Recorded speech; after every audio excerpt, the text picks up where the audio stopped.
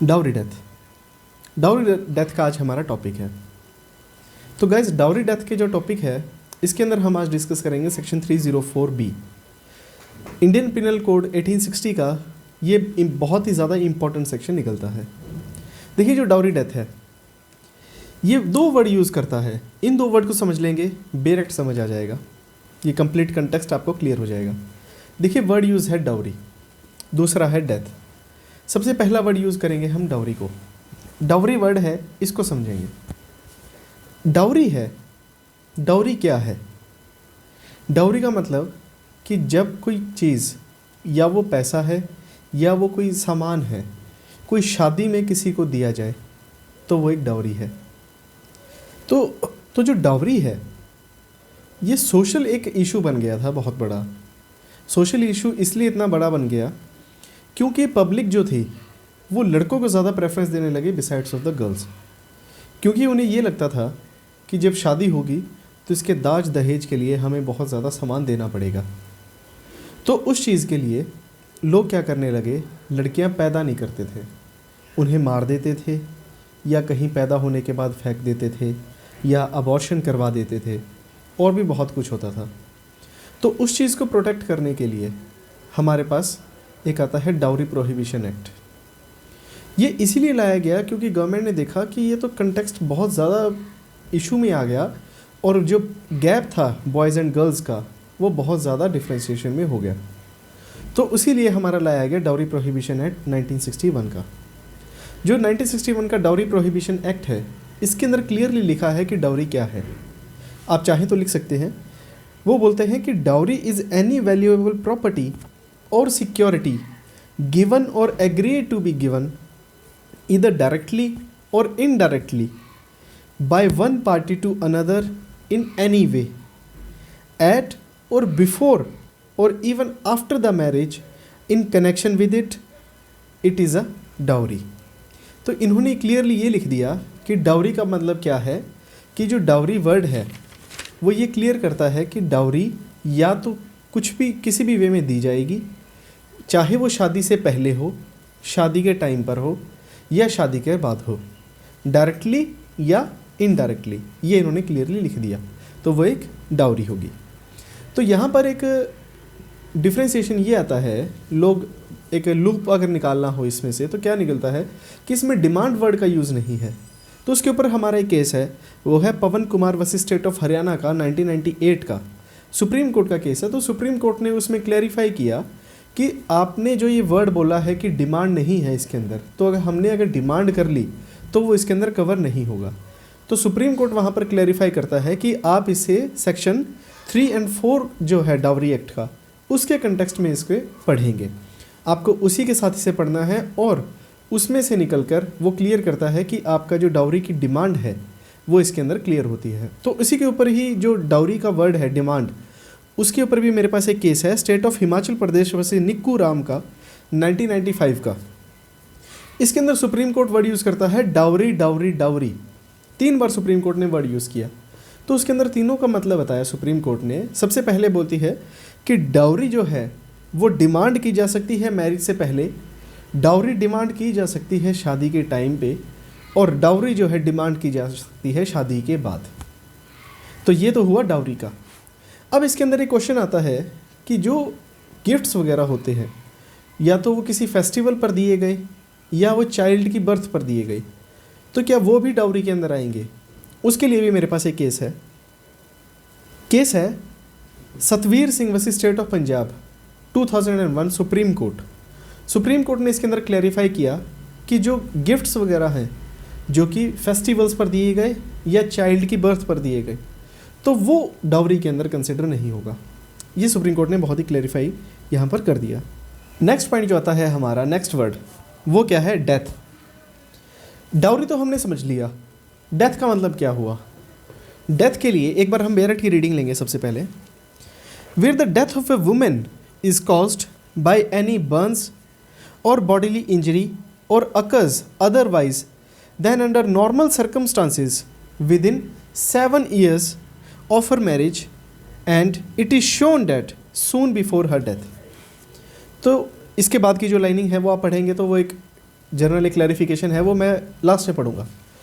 तो यहाँ पर इन्होंने ये लिख दिया कि जो डेथ है वो कैसे होगी, वो होगी या तो जलने से या बॉडीली इंजरी या कोई ऐसे अननेचुरल सर्कमस्टांसेस।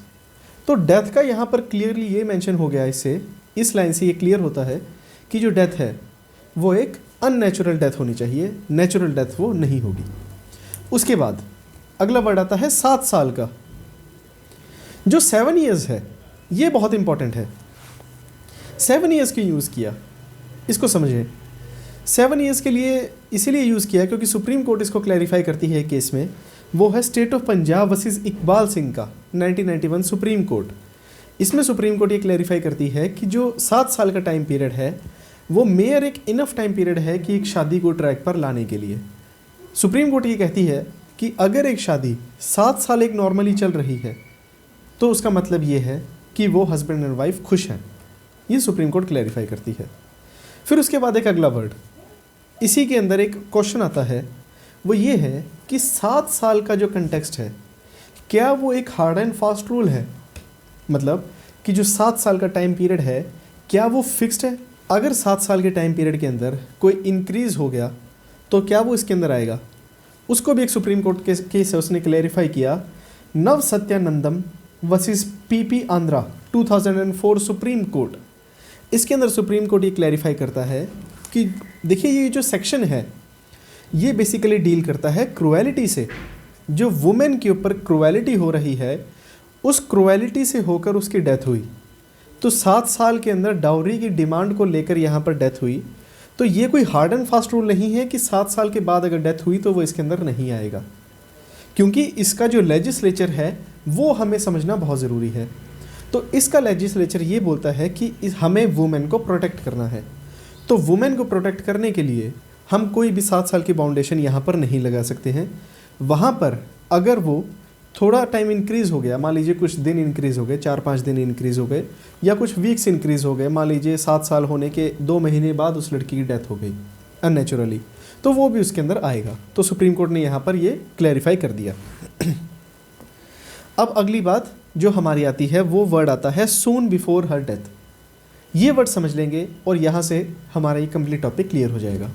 सून बिफोर हर डेथ की जो कन्वर्टेशन है वो बहुत ही क्रूशियल टर्म है, इसे आपको बहुत ही ज़्यादा डिटेल में समझना चाहिए। देखिए क्योंकि जो ये वर्ड है, अपोजिशन पार्टी क्या ये वर्ड यूज़ करेगी, क्या डिफेंस लेगी कि जी जो क्रुएलिटी है वो हमने या तो 2 दिन पहले हुई थी या 3 दिन पहले हुई, लेकिन लड़की ने सुसाइड कब किया है, आज सुबह 10 बजे, तो उसको तो बहुत टाइम हो गया, अब कैसे उसकी क्रुएलिटी है। तो यहाँ पर क्रुएलिटी का जो कंटेक्स्ट है वो इस वे में है कि जो क्रुएलिटी है वो एक कंटिन्यूइंग ऑफेंस है। ऐसा नहीं है कि क्रुएलिटी आपकी 1-2 घंटे पहले की होनी चाहिए। इसको क्लैरिफाई किया है सुप्रीम कोर्ट ने, जिसका केस है state of Andhra Pradesh versus Rajagopal. इसके अंदर सुप्रीम कोर्ट ने यही बोला जो मैंने आपको पहले भी बताया कि सून बिफोर हर डेथ जो रिलेटिव एक टर्म आप लेकर चलते हैं उसका ये मतलब नहीं है कि 1 या 2 घंटे पहले, ये केस टू केस सर्कमस्टांसिस पर वेरी करेगा। और सुप्रीम कोर्ट यहाँ पर एक बहुत सारी जजमेंट है मेरे पास, अगर आप नोट करना चाहे कर सकते हैं।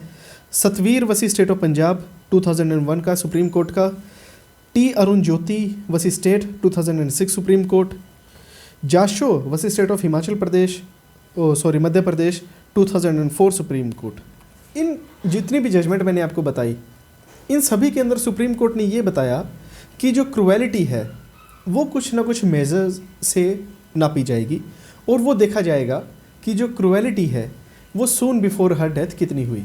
मान लीजिए किसी के साथ कल क्रुएलिटी हुई लड़की के साथ और उसने आज सुसाइड कमिट कर लिया या उसे आज जला दिया, तो उसका मतलब क्या हुआ कि मान लीजिए उसने आज सुसाइड किया, कल क्रुएलिटी हुई, तो उससे मतलब ये है कि जो वो क्रुएलिटी थी उसके माइंड पर अभी तक इफ़ेक्ट कर रही थी।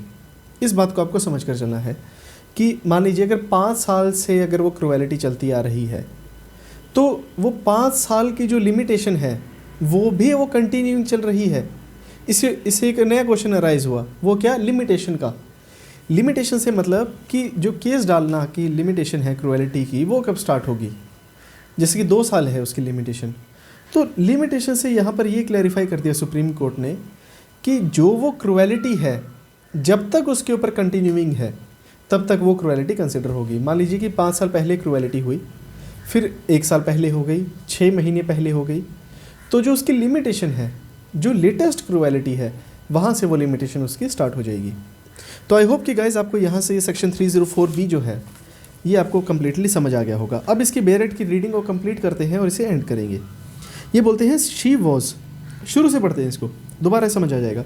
Where the death of a women is caused by any burn और बॉडीली इंजरी और occurs otherwise than under normal circumstances within 7 years of her marriage, and it is shown that soon before her death she was subject to cruelty or harassment by her husband or any relative of her husband for or in connection with any demand of dowry, such death shall be called dowry death, and such husband or relative shall be deemed to have caused her death।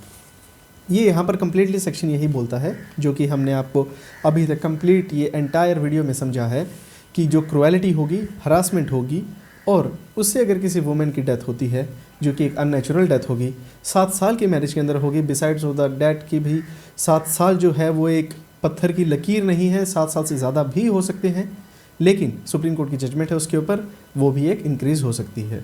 उसके बाद मैंने आपको limitation की भी बात यहाँ पर clear कर दी और सून बिफोर हर डेथ जो कि एक इम्पॉर्टेंट कन्वर्टेशन है वो भी मैंने आपको क्लियर कर दिया स्टेट ऑफ आंध्र प्रदेश से, state of AP versus Rajagopal से 2004 का सुप्रीम कोर्ट का केस है। यहाँ से मैंने आपको ये कम्प्लीटली समझा दिया।